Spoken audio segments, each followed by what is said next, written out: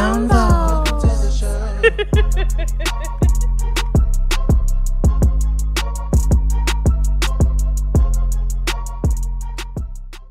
Welcome back to Candid Conversations with Carmen. I'm your host, Carmen, and this is my side host, Ashley. and our wonderful producer, T-nugget. T-nugget.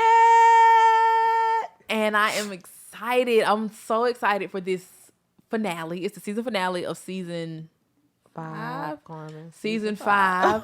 The season 5 season finale. I still have a little bit of a scraggle in my throat. I'm just getting over a little. I just got what, Ashley? A scraggle? What's a scraggle in your throat? People know when I just cough like that, that was a scraggle. Okay. Yep. So I'm just I'm feeling a lot better than I was earlier this week. But, so we have our finale. We have some exciting topics. We have T-nugget back for the finale live on screen. So that's exciting. Fancy yourself. I already did. Okay, good. I can't believe you said that. What, fancy yourself? Yes. Because he might be trying to let it stay on us because he does stuff like that. Anyway, so we're going to dive right in.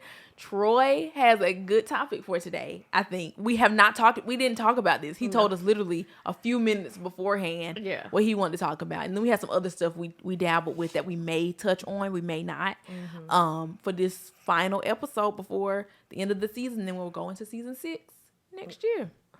Yes. Prayerfully. Yeah. All right, Troy, go ahead, take us off. What are we talking about? So, sorry if I have a little sniffles too, like Carmen said, but recently I've been seeing a lot about like fall festivals and like doing a lot of trunk or treats and stuff like that. And like, I've been thinking like, how are we as Christians supposed to be like, we don't do things of the world, yet we create our things of the world, but throw a spin on it for like Halloween and stuff. And I know we're all supposed to be like set apart and everything, but how does that show children that we're actually being set apart? It's more like you're doing something else under the guise of something else, if that makes sense.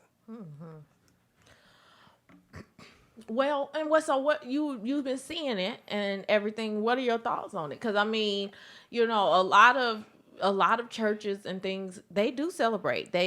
Or schools and things, Christian schools, they'll celebrate and let their children dress up as Bible characters or whatever it may be to be a part of it so that they are not left out. What do you think about it before we give our thoughts on it?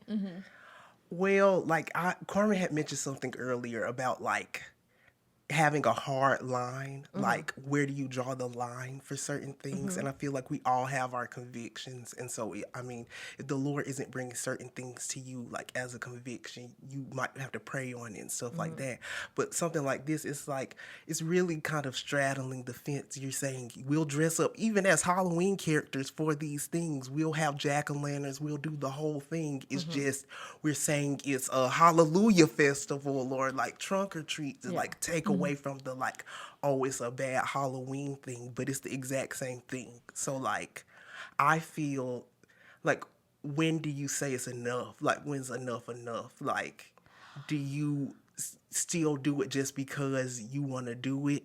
Or do you just say, no, our kids aren't going to celebrate Halloween, and you just do stuff during the whole year? Because you can do that too. Like, I feel like you can do stuff during the year that's not. Like, you can give candy out during the year. You don't have to wait till 2 days before Halloween or the day before Halloween and be like, we're doing our Hallelujah Festival. Yeah. I feel like you need to be able to just where do you draw the hard line? Like, you really have to look at it like that. I think with any of the celebrations and things that we celebrate and we do, we have to look at the history and the background and find out if that is what we want to do. If we are 10 toes down saying that this is what we're going to do, you walk in that conviction and the Lord will have to judge you for it. But I think if you start looking at like biblical things, I think you can put it in line with kind of like the Lord's Supper.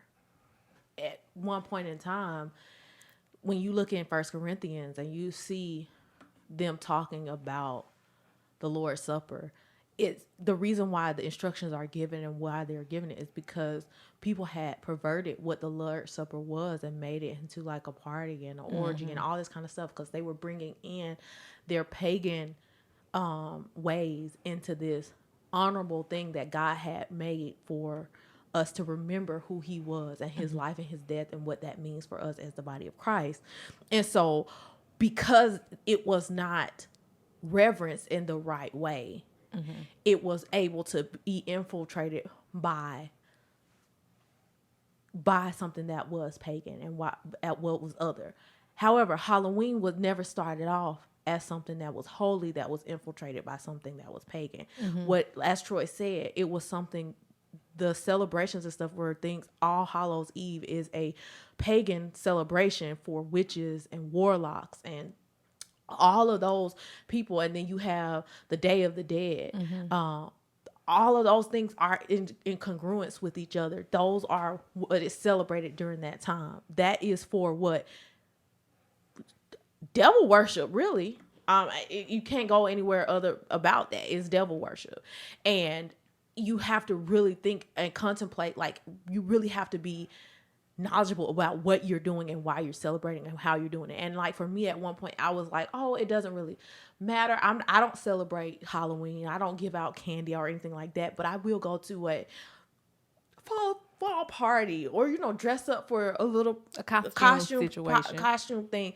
And then as I started, I was like, what is my real conviction? Because if I'm saying I don't celebrate Halloween, then that means I can't participate in these activities. And especially as you start looking at different backgrounds and different philosophies and reading it for yourself, and then listening to people who have lived in that life or and have been removed from that and have given their life to Christ, and then them saying, hey guys, y'all might not want to participate in it because there's aspects of this day and these other religions that come together on this day that is very much pagan. It's very much dangerous. It's very much spiritually focused, and y'all are thinking it's all fun and games. And the thing is, the Bible tells us that even if we don't know, we will still be held accountable for the actions that we do, whether we knew about them or not. And they will be judged for that.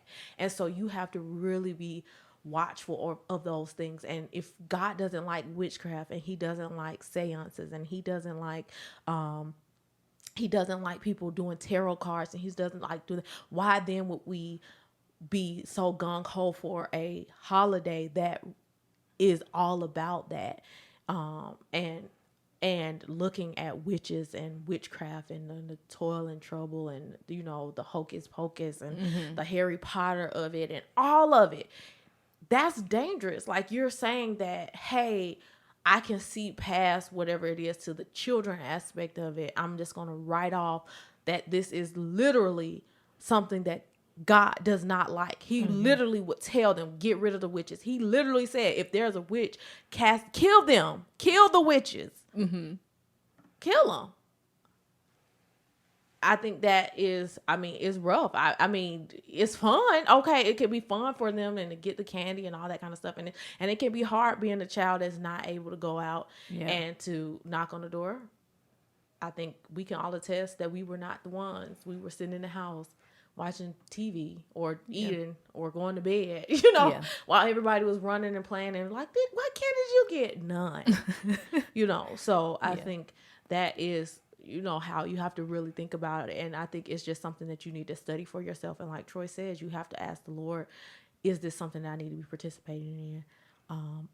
And allow him to convict you. I can't tell you what not to do, but I'll tell you that the Bible does say that he abhors witchcraft, the sin of witchcraft and witches and warlocks and necromancy and all that kind of stuff. He talks about that.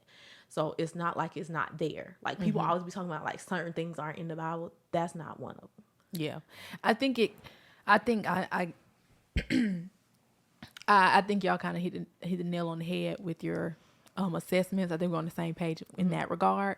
But I also think that it directly ties to what your fundamental belief is about what Halloween is in the first place. Yes. So a lot of times it's just tradition for some people. And so it's like, we always, would just kind of get together and have fall fun. It's not about it necessarily being something witchcrafty or something that's, glorifying, satanic rituals. It's I not. don't think many people are Right. Yeah. Right. And so I think that that's where for you, it's a hard line because, for one, it was something you never were participating anyway. So there's no tradition tied into it for you. No. And then for other people, I can see how it will be a hardship, or even they're saying, okay, I acknowledge that trick or treat seems a little bit problematic as a believer. So instead, I'm going to offer an alternative. And so to Troy's point in his initial ask, like, where do you draw the line at I'm going to be set apart or I'm going to George and Jorge remix the world? So I'm going to take whatever is worldly and then say, okay, I can probably wash the world out of this and then make it church acceptable. I don't know where that line comes into play, because I do think it really does come down to your own personal conviction. Because if you go to the church or you have a church that's participating in a trunk or treat thing, it's to keep children safe. They're like, okay, they're going to go out and they're going to do trick or treating. How about we say you can come to the church, you receive ministry, you receive love, you receive an alternative place for you to be on, Halloween evening or the day before Halloween, just so that you can participate in something to keep you from going out and, participating in the negative version of that. So I see the logic behind offering that to people. Again, I don't really know. Like, I think it's about your personal conviction. I agree with y'all. Like, it really comes down to, there are some things that you can't participate in. And if the Lord is telling you, you are not trick-or-treating, you're not trunk-or-treating, you're not dressing up. Because there's so much history about the whole dressing up thing that goes into play about why there's even costumes in the first place. Yeah. And so when you look into that and you do the research for yourself, it's okay. It can come down to where do I draw the line on what I believe, and where does conviction come in to say, okay, this is overstepping the boundaries the Lord has set in place for me. And being willing to sacrifice, because it really can be a sacrifice if it's something that you've done forever, your children, your grandchildren participate in. That's a big sacrifice to say, well, we're just going to sit at the house and look at each other, instead of on this day, instead of going to the church, which is the house of God, to fellowship with other believers, because I know that they're going to be dressing up. They're going to be doing all of the same. Nothing about trunk or treat is different than you going to somebody else's house and trick or treating. The only difference is you don't say trick or treat, and you can moderately trust the people who are giving out the candy. So it's not going to probably be drugged or some crazy foolishness. They probably aren't praying bad stuff over the candies. So you have that peace of mind in that regard. But other than that, and if in your mind those are the only bad things that trick-or-treating and Halloween have, then you are mitigating that by doing it at the church. But if you have other issues with it, or you have done research on the historical significance of some of the practices in those activities, you might make an adjustment, or you might say, you know what, that was the history of it, and now it means something different in my heart. And so because my heart is in a different place, I can still take part in it. Yeah. And I guess it also goes back to what Paul is talking about in Romans, when he talks about them eating, things offered to idols. Yes. And how it can be a stumbling block for some. And so I think it is also in that sense, if you have somebody who is in the world that is looking to say, how is this any different? It can be a stumbling block for them, because it can be saying, hey, my life really doesn't have to change dramatically, because there's all these other alternatives that are pretty much similar. It's just like a swap out for these things. And so for the weak Christian, it can be something that is a downfall for them. That may not be a stumbling block for somebody who is a little stronger in the faith. And so I think that's something that you have to always be cognizant about in these situations, and when you're thinking about these different things. And so those are the things that came to my mind, like the Lord's Supper, how that was infiltrated. And then like really Romans talking about, you know, the people really being cognizant of how you're being seen and your witness to other people. Yeah. And what do you want your witness to look like? Yeah. So I think that can go into a whole lot of other things too, because you start saying, oh, you're nitpicking now. Yeah. But you know, I still think in that case, like anything else, it is your choice. Yeah. And you have to truly, truly be in prayer about it, I think, to understand where God wants you to be in that situation. I'd agree. I think that kind of do you feel satisfied with that response? Yeah, I think that was good. I mean, like, I kind of knew it was going to, like, land on the, like, whatever your convictions are, because it is, like, you can nitpick that kind of thing. And so it's, like, with anything in the faith, you can nitpick anybody. Oh, you're wearing too short of pants. You're doing all of this. Anything can be nitpicked, but, like, that's a big thing that just recently was like, okay, what's the difference of then celebrating Halloween versus trunk or treat? Like, it's the same thing. And, like, what are you really telling children? You're, like, saying it's okay to, like, compromise in that area, if that makes sense too. So do you think of it as compromising? I don't think the children know it to be a compromise. No. I'm saying, do you think of it as compromising? I feel like it can be, because you tell everybody we need to be set apart in all of these different areas. You need to turn away from all of these different things. But then when it comes down to, like, Halloween, you're like, this is something we can do, but we'll just put it under the guise of it's just going to be trunk or treat, and we're going to have Mary and Joseph walking over to our trunk, and oh my gosh, you look so good, Mary. Like, yeah. But then how do you think it's because you try to make it more holy? Because there's other you have other holidays. You have Easter, you have Christmas, you have Thanksgiving. Well, Thanksgiving is not really a spiritual. I don't think it's a spiritual. Yeah, nobody gives. They say thank God for what you have and gratefulness, but it's not really a religious holiday, I wouldn't think. But Christmas and Easter, you have those, and you celebrate those. But then you see there are aspects of it with the bunny rabbits and then the Santa Claus portion of it and all that kind of stuff. You know, I could get on the soapbox about Christmas. I mean, honestly. Yeah. But do you think that is also in line with this? Like, where you're taking something that was literally a pagan celebration and adding Jesus onto it. And of course, you know, Easter is Resurrection Sunday. So if you just take that part, I don't understand where the candy and the bunny rabbits and all that kind of stuff come into Resurrection Sunday. I think that should just be like, this is a praise and worship time of thanking God for Jesus. And then if you're talking about Christmas, Jesus' birth, then that's thanking God another time of Thanksgiving and worship. I don't see where the gifts and things come from. I guess you could say when the wise men brought the gifts to Jesus, but I don't know how that transfers to them giving the gifts to us.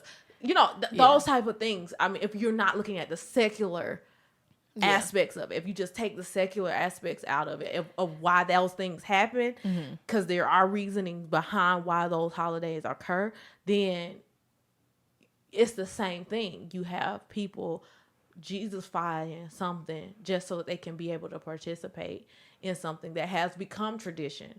That's how I feel. Like, I'm not knocking anybody's tradition. I understand them. I think every culture in society thrives on culture and tradition. That is how they are sustained and how they move forward. But if you're looking at it from a Christian's perspective, it's like, what does the Bible say? Yeah. But the Bible also talks about holy days and holidays and all these different things. And the Jewish people are always celebrating something. You know, so you can't. So it's just like, what are the things? And then asking God, what is it that you would have me to do? If you allow me to do Christmas, then okay, by all means, let's do Christmas. If it's Easter, if that's what you would have us to be doing, you know, giving out candy, it's not for me. But If that's what you want, then Lord, is this something that's wrong for me to be doing? If he's like, I don't hear anything, or he doesn't give me something in his word that shows me that this is something that is not beneficial for me, because a lot of times the things that I'm not supposed to be doing, or the things that he gives me conviction for, he will always back it up with his word. Yeah. It will always be in scripture of why this is something that is not beneficial for me. Yeah. And like Paul said, he's like, all things are convenient. All things are available to me, and accessible to me, but it's not convenient for me.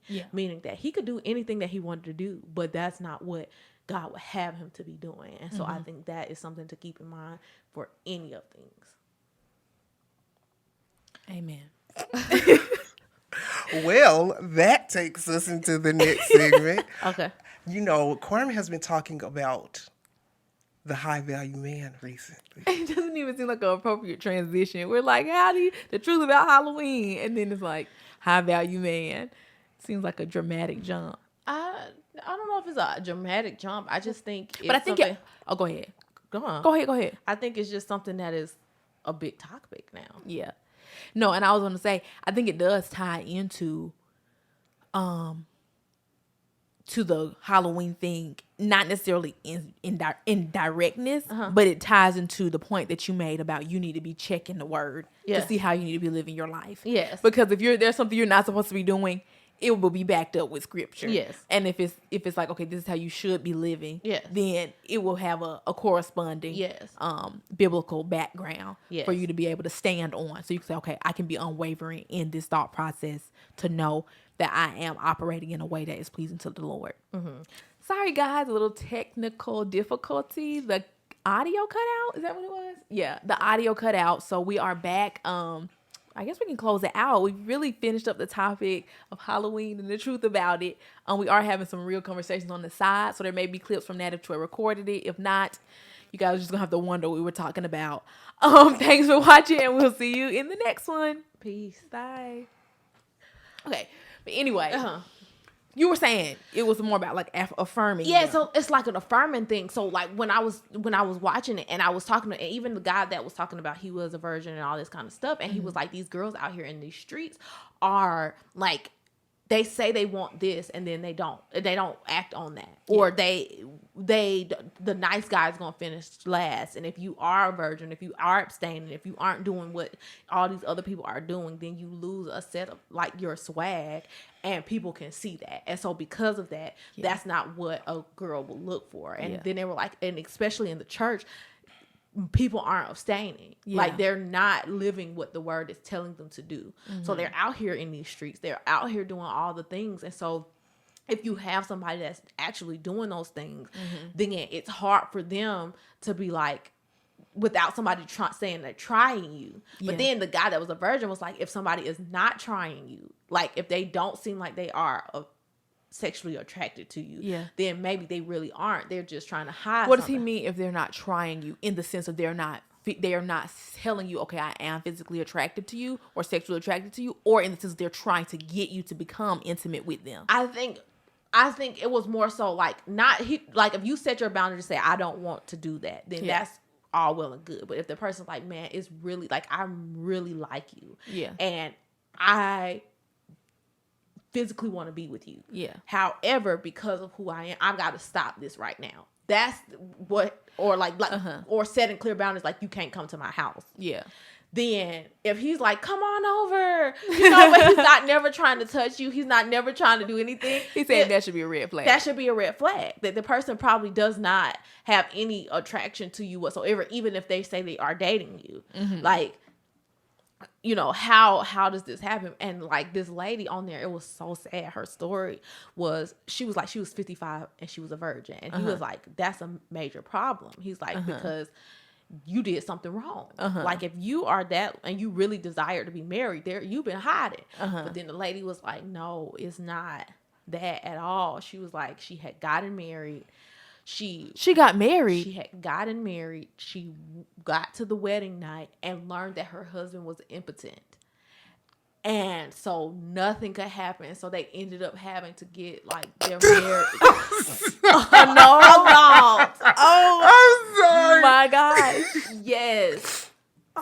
Like, Oh, she gosh. got there excited, happy, in love. Husband couldn't do nothing. So how does she cope with that? She didn't go into that. Okay.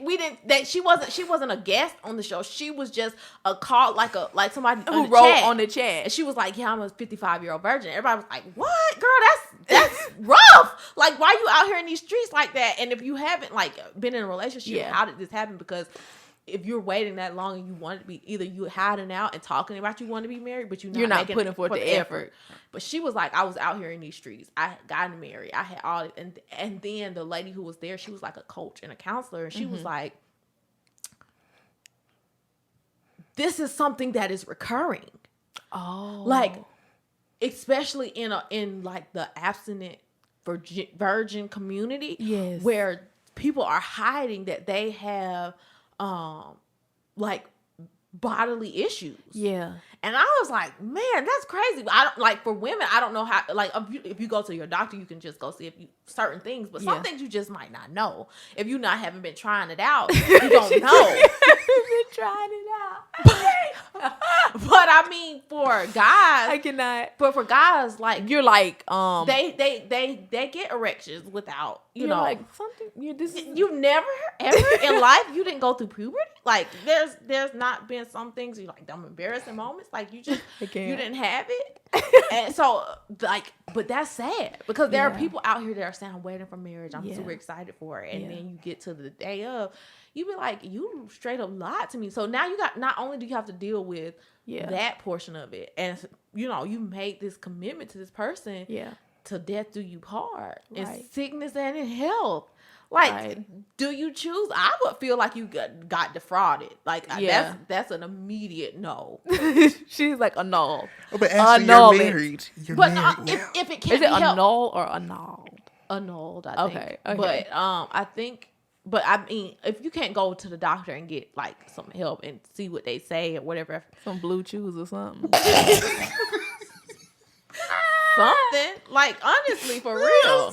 I'm sorry. Yeah, But no, I mean, those are what those things are for, really. It's not just for the it's for people who have sexual dysfunctions, yes. And so you just have to go with it. But I think that a lot of the things is insecurity. So we going back totally digress on it.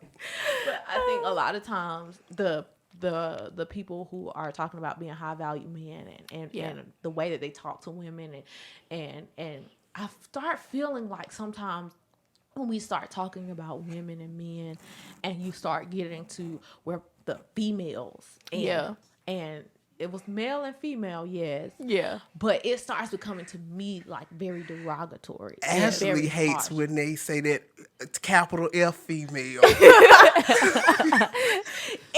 It's because the tone is negative. The tone is negative. Yeah. It's not. It's never usually It's never usually said in a positive, affirming, like, I like this female.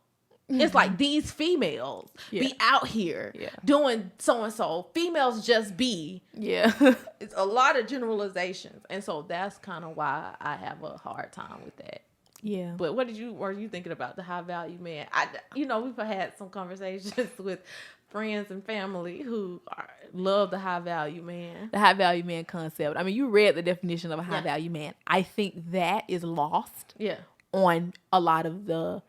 I think people run with high value man to the point where it's at the expense of others. So it's like, I'm a high value man, thus I have the ability to do all these things that are unkind in finding or connecting with women who would be referred to as females in that category.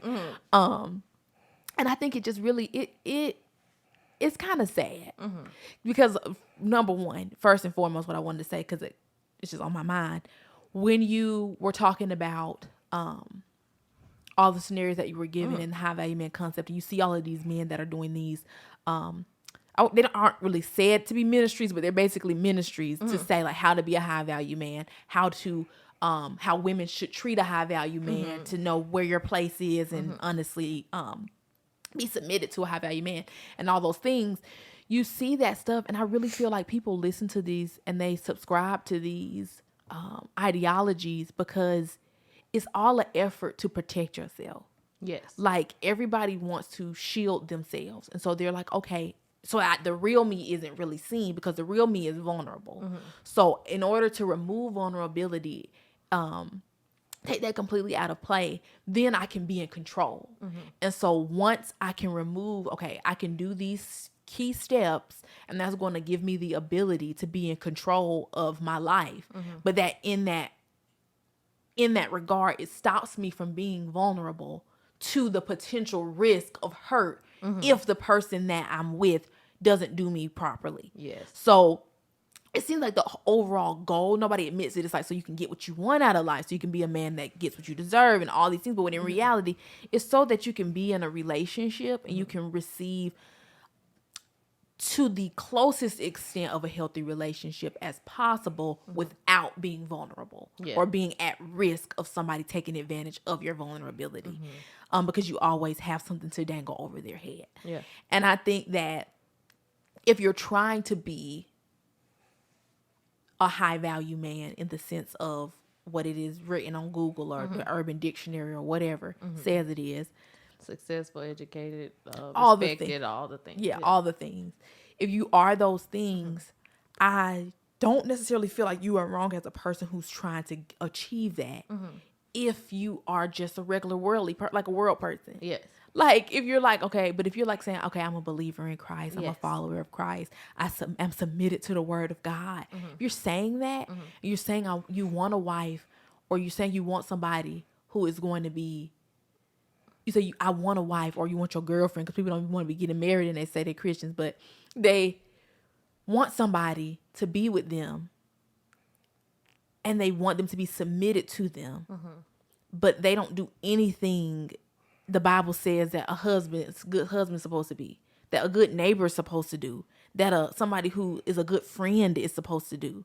Like, you shouldn't hold yourself to the standards of a high value man if the high value man is not Jesus and his example for you to be loving your wife like Christ loved the church, for you to be leading your life as a believer, a strong man of God. If you're saying you're a Christian, if you're not, if you're like, I'm just out here, why would you not listen to these high value man ideologies and philosophies? Because they're gonna get you what you want out of it. You're not trying to live holy and righteous. You're not trying to find a good thing. You're not saying she's as rare as rubies. You're not thinking that, because why would you? Yes. Like, you don't have to. So if you're saying, okay, you're under a different, the world is subject to its own self. So you are not thinking from the perspective of, okay, I'm in submission to God. Yes. You're thinking I'm in submission to me. Yes. And so if you're in submission to yourself, then you're going to do what is the best in service to you. Yes. So that's how I always think about it. So when I hear those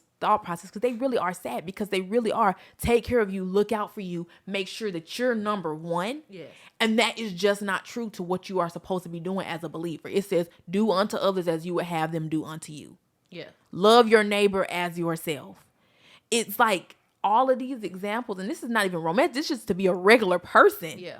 And then when you think about the confines of a relationship, those rules and responsibilities are clear. Yes, women are supposed to be doing some things, but men are also supposed to be doing some things. Yeah, and they're supposed to be, the ultimate thing is that they're supposed to be submitted to God. Correct. As the lordship of their life. Correct. And if you are not submitted to God as a Christian man, right, then how can somebody else be submitted? How can your wife be submitted to you? Because that's the order of things. That's how it's supposed to be. The man submitted to God, the wife submitted to the husband. If the husband is not submitted to the wife, you mean to God? To God, then it talks about them being in partnership with each other as well, the husband and the wife. But it even talks about women who, if your husband is not doing what he's supposed to be doing. Yeah. If you are married, because y'all done got into the union now. Yeah. If y'all are married and he is not doing what he's supposed to be doing, it has some, look at, what is it, 1 Peter, 2 Peter, one of the Peters. You look in there, it gives you very clear instructions as a wife what you're supposed to be doing when your husband's out of line. Yes. So to be like, well, he is not doing right, and I ain't gonna submit to him because, you know, it has some clear instructions on what you're supposed to be doing. It says you live right and through you living right, Yeah. he can see your example and he can be changed. Yeah. Because the Lord can say, he'll see you. The Lord said, I can work with that. Yeah. For your sake. Yeah. God is saying, do right within your relationship with me, and I handle the rest. Yeah. You can't control who you're with. Yeah. The person, whoever you're with, Yeah. you are not in control of them. Yeah. They are an independent being, regardless if you're married or not. They're not going to agree with you on everything. They're not going to be just, you like that? Me too. You want to eat there? Me too. You're not going to always be in agreement because they are a different person. Yeah. So when you are not in agreement on something, as the wife, the one who is in submission to the husband, maybe you have to keep that mouth shut a little bit more. Mm-hmm. Maybe you need to be a little bit more quiet and go into that prayer closet and the Lord make some changes. Yeah. Now, when you are a girlfriend, then hey, you need to be in prayer with the Lord, the Lord of your life, the only one you're submitted to, because you don't have a husband. It says, wives, submit yourself to your own husbands. If you don't have a husband, then what are you, lady at the welling it up? Yeah. I mean, you don't even got a husband. Yeah. You're a girlfriend. Yeah. Stay in your role as a girlfriend and be submitted to the Lord. You are right. Yes, you can confide in your significant other. Yes, you can ask their opinion. Yes, you can communicate. That's how you build relationship. Yeah. But that also doesn't mean that you might say, well, I don't quite agree on that one. And because I don't really agree, I'm going to do what I want it to do. Yeah. And like, when you're married, it's different. It's different. Yeah. Maybe I can't up and move. Because we're married. But I've got the job of my dreams. Unfortunately, as a boyfriend, you don't get to control whether I take it or not, whether I accept that offer or not. Yeah. You should still be in prayer. You should still be submitted to the Lord. He will lead you and guide you. You need to do what he's telling you to do. But I think that that's where it comes into play, is that if you're listening to these other things that are telling you to operate in a self-serving manner, that is, what can I get out of this in order to reduce my level of exposure, then you are submitted to that thought process, then your relationships will suffer. Because you are not saying, I want my godly relationship to be led by God. You're saying, I want my relationship to be led by me. Yeah. And so when you lead something, you are subject to the risk of you as a shaky, always changing, fickle person to reap the consequences of it. Yeah. And so I think that that's where I always take issue with the high value man concept. Because I've seen these things and it really just was sad. One day I said, the internet's terrible. I had to get off. I literally said, the internet is awful. I have to get off the internet. Because every single video was some ladies going on to some podcast or some show where the men were inviting them on. I have no clue why the women went. Like, it wasn't their show. Yeah. Why would you go somewhere where you know the tone of the subject matter is against you? But they were going on the show thinking, I guess they were going to be the exception, not the rule. They get on there, get humiliated. They're told they're not enough. Nothing they can do will make them enough unless a man wants them, then they're enough. And that their man can do whatever he wants to do, as long as he's providing what should be of value to them, which is money, homes, cars, kids. As long as they have those things, they should be satisfied and placated. And if they are providing what the man wants, which is to be his peace, I don't know how you're going to be somebody else's peace, because God's supposed to be doing that. But if you're from a world perspective, so she's supposed to be his peace. She's supposed to be cooking all the time. She's supposed to be ready. Yeah. She's supposed to be doing everything that he wants, whatever is on his list of desirables. And if she meets those, faithful, beautiful, slim, if he prefers a slim woman, in shape, she can never let herself go. She does have a grace period after having children, but she needs to snap back because he's not letting himself go from his job. So, if he is working and still providing what he promised he would survive, she needs to keep that body in check. So it just really was very, very, very problematic in that way. But they go on these shows and they get berated, essentially. Yeah. They get embarrassed. And it was really sad. And I was just like, I'm tired of seeing these ladies get put out here like this. And they're putting themselves out there. And they were making some questionable choices. The ladies were doing some questionable things. But they were just getting berated. And then the men are like, look, I already knew you weren't worth it. Like, just on to the next. I mean, it was just so mean. I was like, gosh, like this is hurtful to people's hearts. Yeah. And I was like, oh my gosh. And I said, if you're watching this and you're not watching it from the lens of I am a believer, I need to do what God tells me to do, it can be very detrimental. And if you are utilizing that thought process in your decision making, when you are a believer and you're saying, oh, I'm going to approach every situation with this mindset, it can lead to very, very toxic outcomes. Yeah. And it will to your own detriment. Yeah. And so I was just like, I really didn't like that. So the whole high value man concept, I'm not a fan of because I think that it can lead to a misogynistic type outcome. I think it clouds who the real authority is. I'm a high value man, so I have to be successful in the list of what is defined as success. Yeah. So whatever the world says is successful is what I am. What if you don't have a job? What if the Lord has never allowed you to get a job and he has provided for you every single day? Who would say the prophets weren't successful? Everybody. Yeah. In a world sense. Yeah. The Lord, ravens are bringing you food. You ain't got a job. Like, obviously, they weren't trying to have a wife, in that particular situation, he wasn't having a wife that he was having to provide for. But what I'm saying is he was successful for the purpose and the intention that the Lord placed him there to be. Yeah. So if you're saying the Lord has placed me to be a partner with someone else, I need to be successful the way he's called me to be successful, that might not look like the conventional parameters of success. Yeah. And so if you're subscribing, I don't know why I always say prescribing. You're subscribing to the ideology that success is specifically these things and they make me valuable. Then you're saying God doesn't give me value. These things give me value. And then when you say these things give me value, I can control if I can get those things, then I don't believe that God is sovereign. Yeah. I don't think he can work this out. Yeah. I don't think that he is in charge of this whole thing. I'm saying I can run this. And I think you hit on the key of the high value man, high value woman, whatever it may be, is that these things give you value. So whenever you take away that thing that gives it, so if that man loses his job, he loses his value. Right. How do you as a person who is fearfully and wonderfully made, meaning that God has called you good, you can't be anything better than that. You're saying that this job gave me and made me who I am. That's why people hurt themselves, or they are like in the depths of despair, or they are going and then they try to make somebody else feel like trash because you don't have this thing to build your ego, or if somebody say you trash at sex, or your because that's what they tell you as a high value man, you got to be able to put it down. You can't just not be, or if you not, you got to be rich. Yes. She'll work off that extra energy at the store. Yes. rich.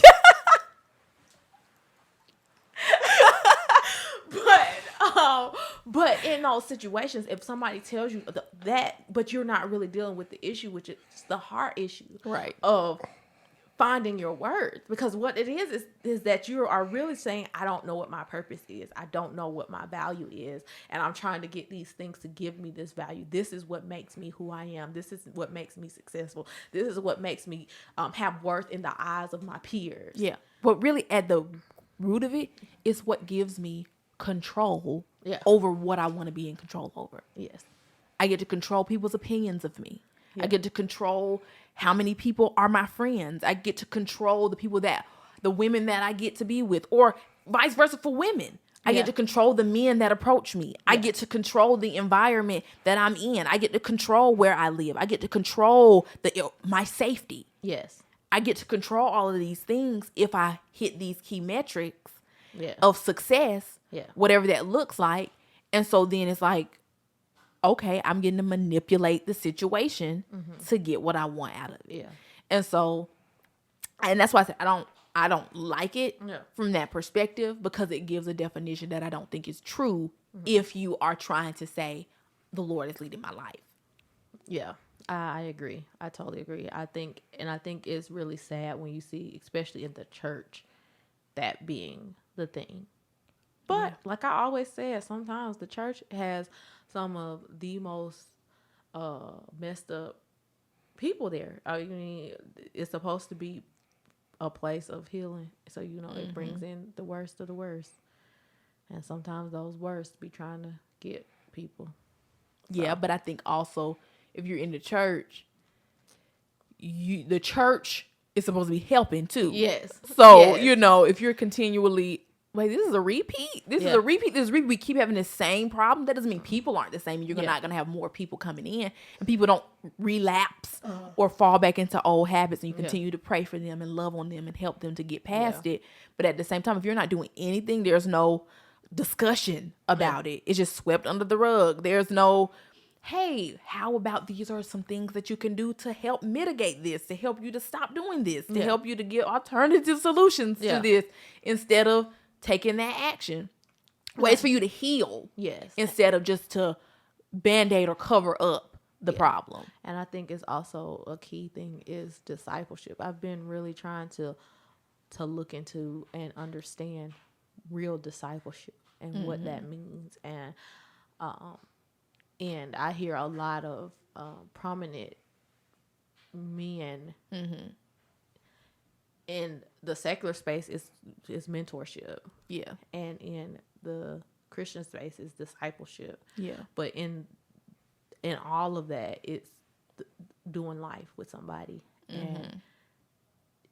And I don't want to say teaching, but it's teaching them how to be. And I think that's what a lot of these people are. They're being discipled in the way of high value men, of the high value man. When what they really are wanting is a father figure or somebody in authority over them to be able to tell them how to be a man and to be who they're supposed to be. And I think the church has the opportunity now to delve into that and to show them how the godly man is supposed to be. Yeah. And how the word tells men to counsel each other and to lift each other up and to be sober and be a husband to one wife and all these different things that it tells them to do in the word. I think discipleship is key, and I think it has to be something that's promoted, but it has to be something that's relevant as well. And I think a lot of churches have missed it in that sense, where they no longer, they cater to a certain type of already married for 45 years. So now you're just worried about your wife washing your clothes wrong. It's like, and not the things that people are actually dealing with. And I think that kind of can turn people away from being wanted to be discipled in the church, and that then gives the door and opens the door to the high value man, and to giving them to say, hey, this is giving me something and steps, the practical steps that I can actually do, because men like a good step by step, thing, instructional manual. Yeah, to get them to the thing, especially if they don't have to read.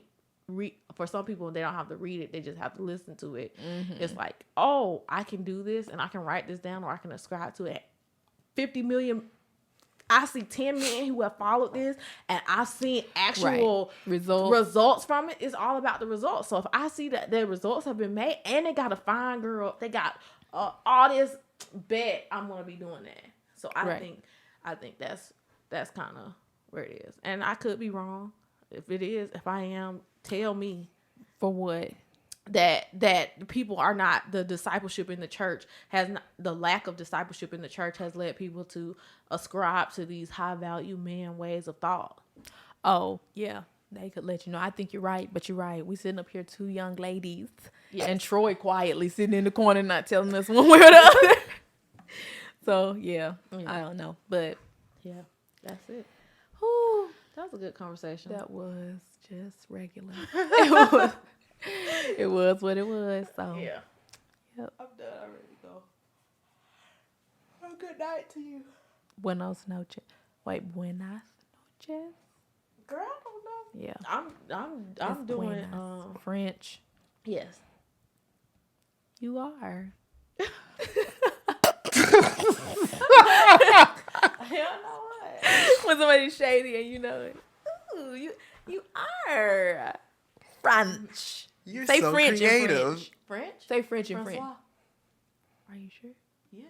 Okay, just want to double check. So when they call somebody whose name is Francois, Francois. are you sure that's how you pronounce it? Because Francois is people's names. And if that is, and they're just calling him French.